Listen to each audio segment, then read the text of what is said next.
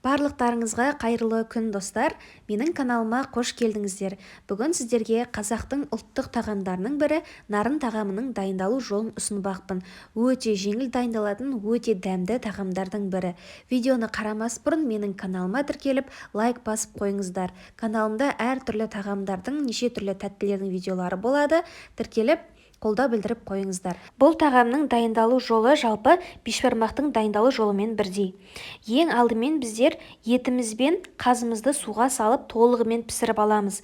Осылай қазының сыртын жіппен жақсылап орап, инемен әр жерін тесіп қойсаңыздар, жарылмай әдемі болып піседі. Осылай бір қайнаған кезде бетіндегі көбіктерін алып, дәміне қарай тұзын салып қоямыз. Мен ет пен қазыны бөлек пісірдім, қазым тұзды болғандықтан. Осылай қазының да бетіндегі көбіктерін барлығын толығымен тазартып алып тастаймыз. Одан кейін отымыздың астын жай қойып, етімізді жұмсарғанша пісіреміз толығымен. Осы уақыт аралығында біздер қамыр илейміз. Осылай ұнға жұмыртқамызды салып, жақсылап араластырып, тұзды суымызды қосып, жақсылап қаттылау қамыр илейміз. Қамырымызды илеп болғаннан кейін бетін жауып 15-20 минутқа тындырып қоямыз. Осы уақыт аралығында 10 минуттан кейін алып тағы да бір илеп, иін қандырып қойсақ, жайған кезде өте жеңіл, әдемі жайылады. Осы 15-20 минут уақыт өткеннен кейін иі қанып тұрған қамырымызды алып, осылай екі бетіне ұн сеуіп, қолымызбен дөңгелек пішінге келтіріп, жақсылап жұқалап қамырымызды жаямыз.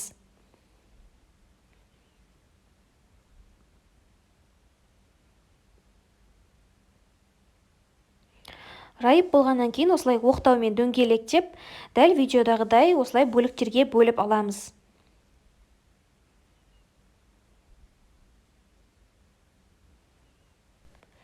Одан кейін осылай қамырымыз жабысып қалмас үшін осылай араларын ашып дайындап қоямыз. Одан кейін піскен қазымыз бен етімізді шығарып алып, сорпасына сәл кішкене су қойып көбейтіп алып, бір қайнағаннан кейін осы қамырымызды салып жақсылап пісіріп аламыз.